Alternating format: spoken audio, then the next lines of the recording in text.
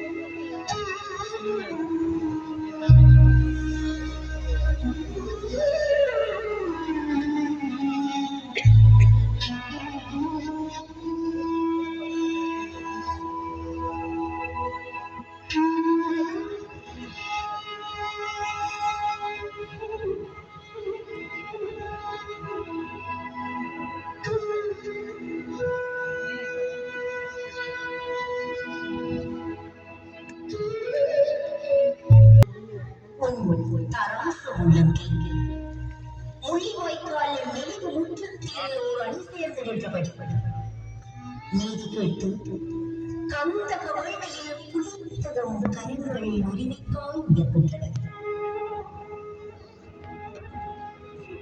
மொழிவாய்க்கால் நினைவு தொகுதியின் முன் இப்போது மதுமணமார்கள் மனநன்றி செய்வார்கள்.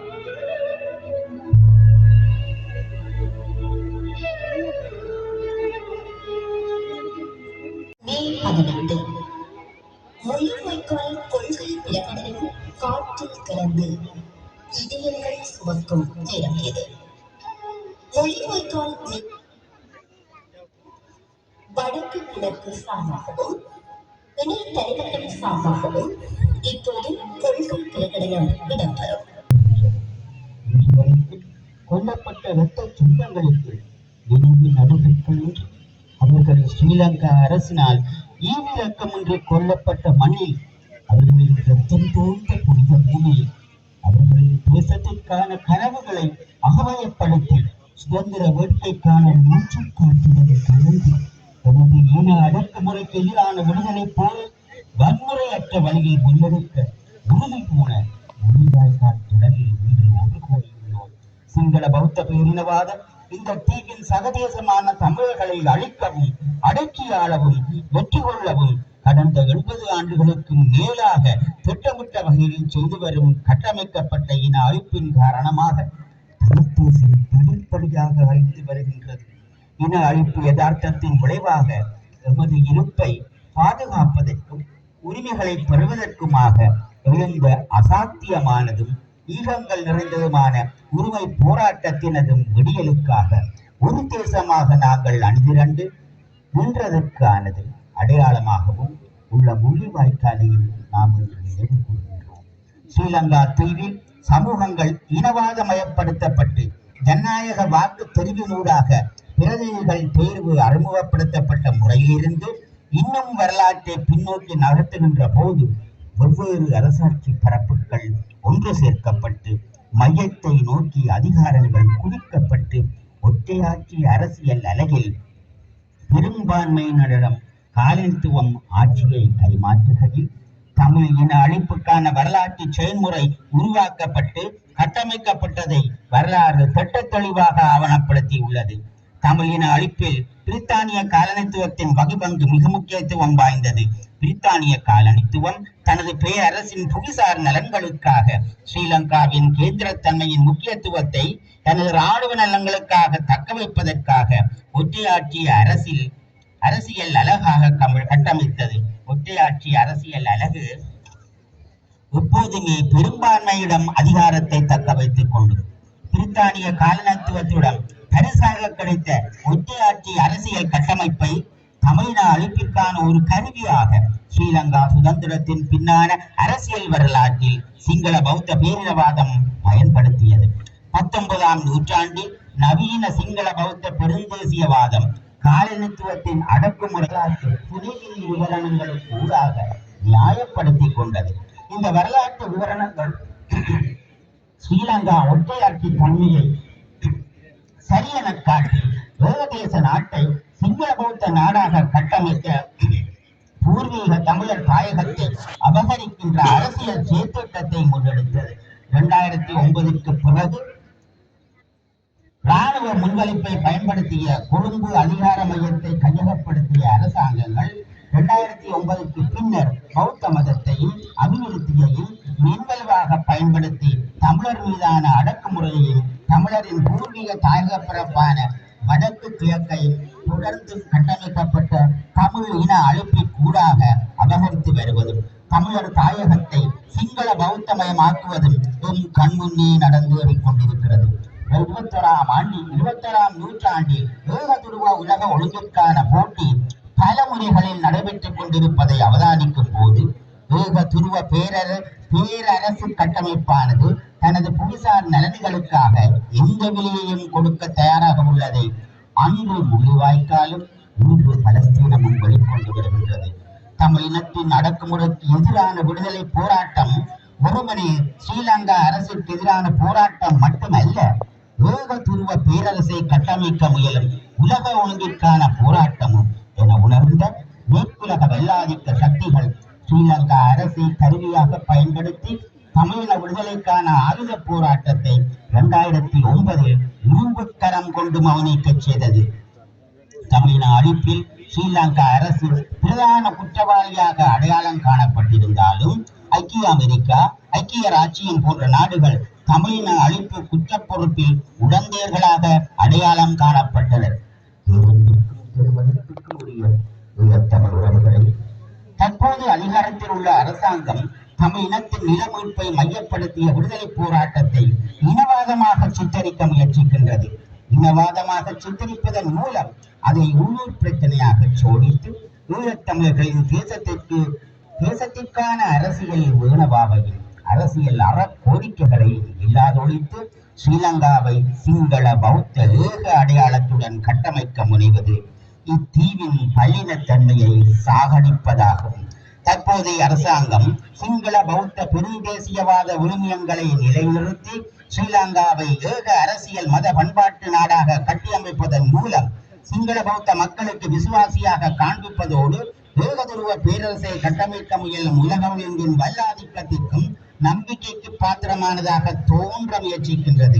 தமிழ் தேசம் வரலாற்று பட்டறிவுக்கூடாக பயணித்தது என்பதை அண்மைய அரசியல் தெளிவுள்ள முடிவுகள் எடுத்து காட்டுகின்றன. தமிழின அழிப்பு மறுப்பை தற்போதைய அரசாங்கமும் தனது அரசியல் நாடகத்தின் மூலம் தக்க வைத்துக் கொண்டுள்ளது.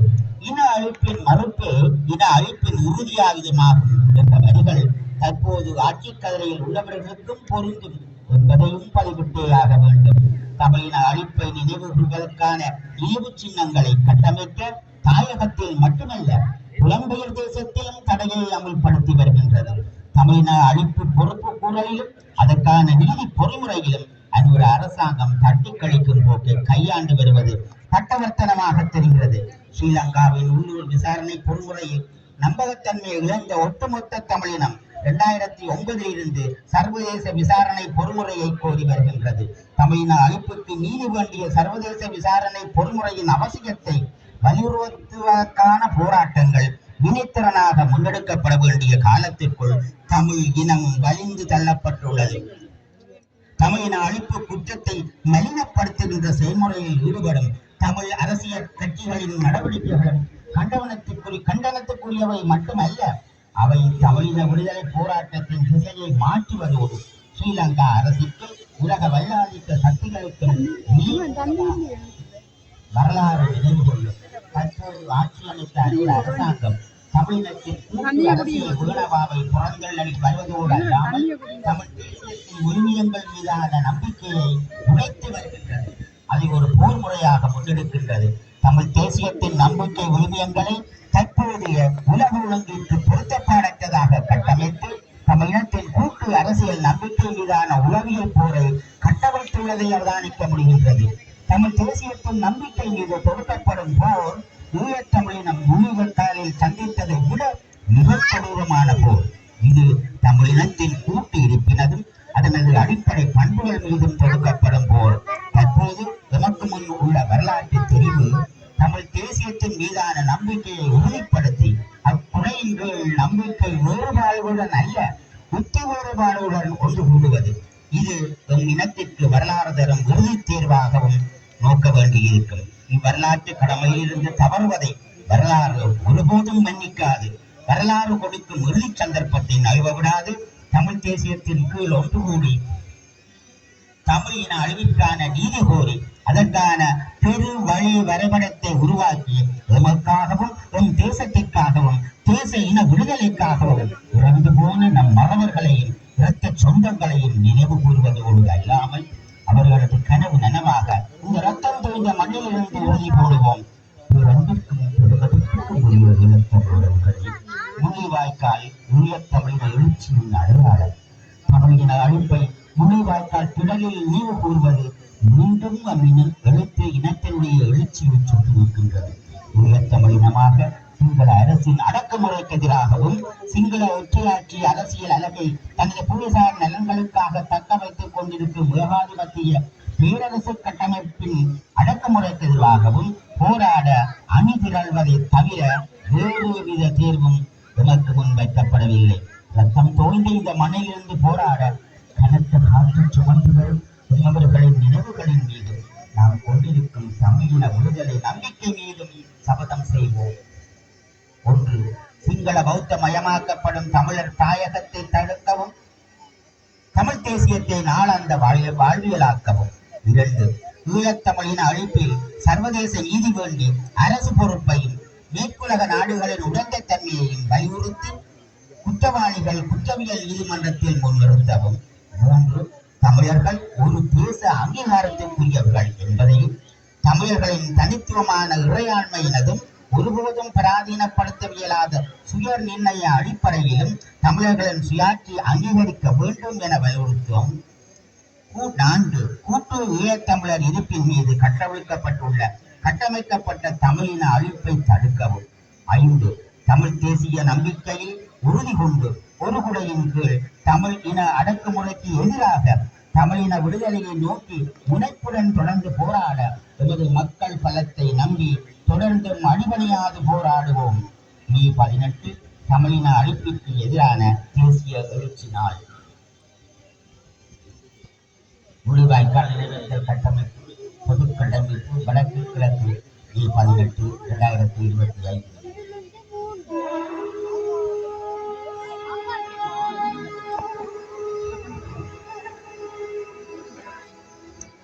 தலைமுறையை நேசிக்கும் தமிழராய் தருணியிலே நாம் ஜனிக்கின்ற காலம். திட்டமிட்டு இனம் அழிக்கப்பட்ட வேளைகளை நீதி பேசும் உலக நாடுகள் மௌனித்து எமக்கான நீதி தினம் மறந்த போது இனப்படுகொலை செய்யப்பட்டு இம்மண்ணில் மடிந்து போன நம்பின உறவுகளின் உயிர்களை நினைவேந்தி மணிமொழிகள் இப்போதும் காற்றில் பரவுகின்றன.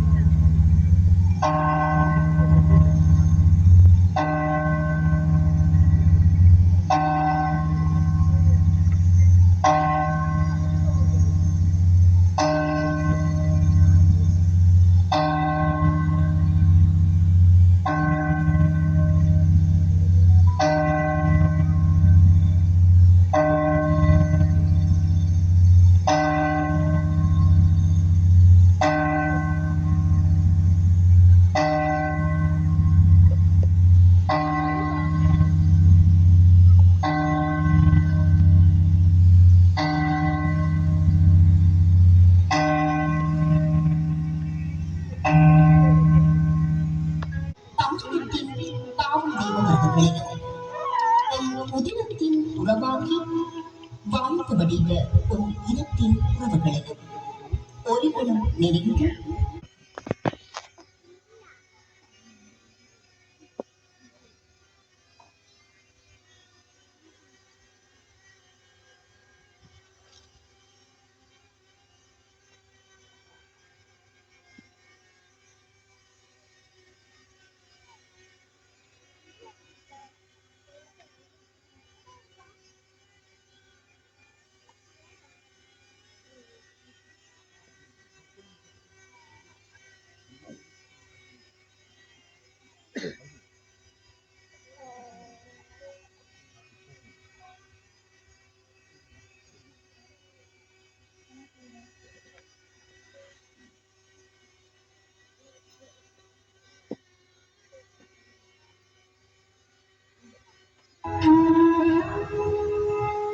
நேரம் 10:31. ஆண்டுகள் பல கடந்தாலும் மறுக்க முடியா மனிதர்களாய் களமாடி விதையாகியவர்களுக்கு தீராத வரிகள் சுமந்து கொத்து கொத்தாக கொன்று நீக்கப்பட்ட பாச உறவுகளையும் நினைவீந்து இப்போது பொதுச்சுடர் ஏற்றப்படும் சம நேரத்தில் உறவுகள் தத்தமது ஒற்றை சுடர்களை ஏற்றுவார்கள்.